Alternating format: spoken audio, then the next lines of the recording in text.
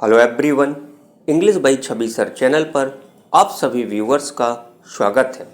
दोस्तों, आज मैं डिस्कस करने जा रहा हूँ बीए फर्स्ट सेमेस्टर की unit 8 computer and writing skills in English से शॉर्ट क्वेश्चंस का part 4। So let's start the part 4 of computer and writing skills in English. So let's see the question number first. What is online writing, यानी online लेखन क्या होता है। Online writing refers to any text created with a computer, smartphone or similar digital device। Online लेखन से तात्पर्य computer, smartphone या इसी तरह के डिजिटल डिवाइस से बनाए गए किसी भी टेक्स्ट से इसका मतलब होता है। It is also called digital writing. इसको हम डिजिटल राइटिंग के नाम से भी जानते हैं। ऑनलाइन राइटिंग फॉर्मेट्स इंक्लूड, जो ऑनलाइन लेखन होता है उसके प्रारूपों में शामिल होता है। क्या क्या शामिल होता है? टेक्स्टिंग करना, इंस्टेंट मैसेजिंग करना, ईमेलिंग करना, ब्लॉगिंग करना, ऑनलाइन कंटेंट राइटिंग करना, ट्वीटिंग करना, and posting comments on social media sites such as Facebook. और फेसबुक सोशल मीडिया साइट्स पर टिप्पणी पोस्ट करना, ये आदि चीज़ें शामिल होती हैं। आइए पैराग्राफ नंबर 2 देखते हैं। द इंटरनेट हैज इंक्रीज्ड, जो इंटरनेट होता है उसने इंक्रीज्ड मतलब बढ़ा दिया। क्या बढ़ा दिया? जॉब ट्रैफिक को बढ़ा दिया। जॉब ट्रैफिक से मतलब होता है नौकरी के अवसरों को बढ़ा दिया। And provided opportunities for many people irrespective of educational qualification. और शैक्षणिक योग्यता की परवाह किए बिना कई लोगों के लिए अवसर प्रदान किए हैं। One of such job opportunities is freelance writing.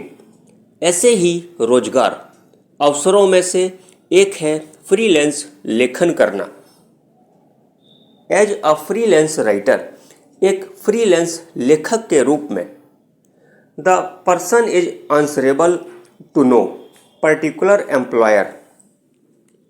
व्यक्ति विशेष एम्प्लॉयर को जानने के लिए उत्तरदायी होता है। Because freelancing allows him to work for more than one employer at the same time. क्योंकि फ्रीलांसिंग उसे एक ही समय में एक से अधिक एम्प्लॉयर के लिए काम करने की अलाउ मतलब अनुमति प्रदान करता है। What's important is meeting deadline and delivering quality work. सबसे महत्वपूर्ण बात है समय सीमा को पूरा करना और गुणवत्ता पूर्ण करने का काम करना। तो ये आपका पैराग्राफ नंबर 2 कंप्लीट हुआ। आइए नेक्स्ट पैराग्राफ देखते हैं।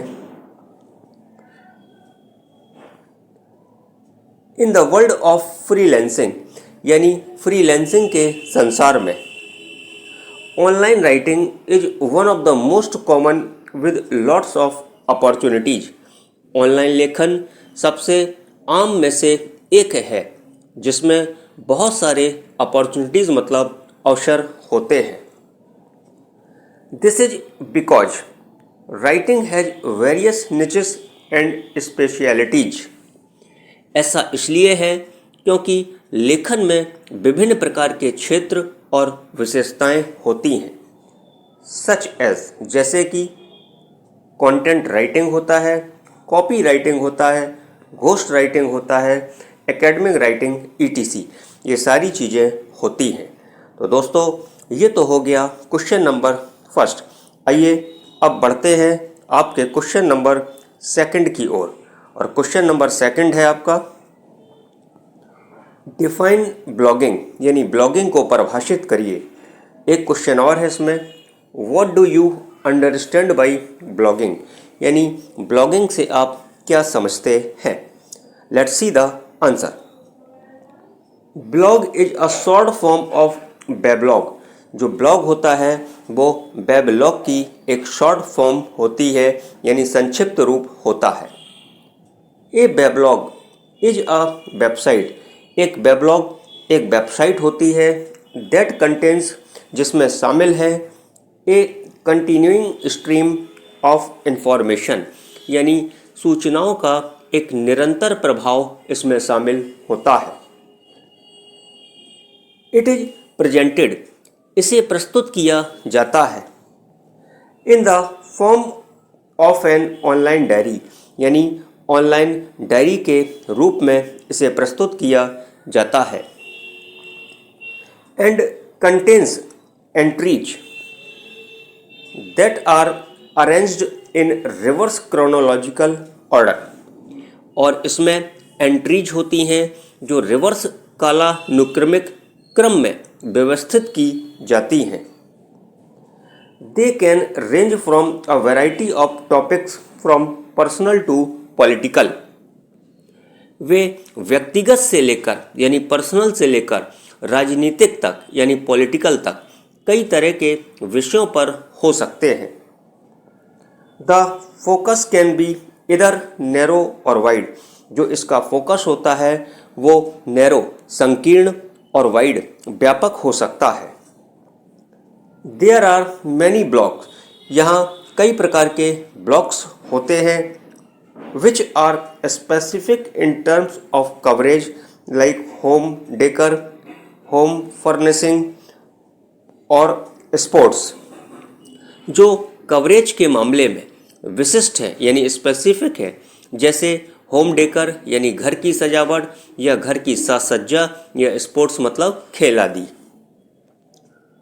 ऑन द अदर हैंड, और दूसरी तरफ, सम ब्लॉक्स में बी वाइड। जो कुछ ब्लॉक होते हैं वो वाइड मतलब व्यापक हो सकते हैं। All blocks have the following certain things in common. सभी ब्लॉक में निम्नलिखित कुछ चीज़ें समान रूप से पाई जाती हैं। तो दोस्तों, ये था आपका part 4 computer and writing skills in English से। आपको कैसा लगा कमेंट करके ज़रूर बताएं। वीडियो पसंद आया हो तो वीडियो को लाइक करें। यदि आप चैनल पर नए हैं तो English by Chhavi sir channel को सब्सक्राइब करें। तो मिलते हैं आपसे नेक्स्ट वीडियो में यानी पार्ट 5 में। दोस्तों, ईश्वर से मेरी प्रार्थना है कि आप खुश रहिए, मस्त रहिए और जहाँ रहिए प्रसन्न रहिए। और हाँ, आप अपना और साथ साथ अपनों का भी ख्याल रखिए और English by Chhavi sir channel को अपना प्यार देते रहिए। Thank you for watching.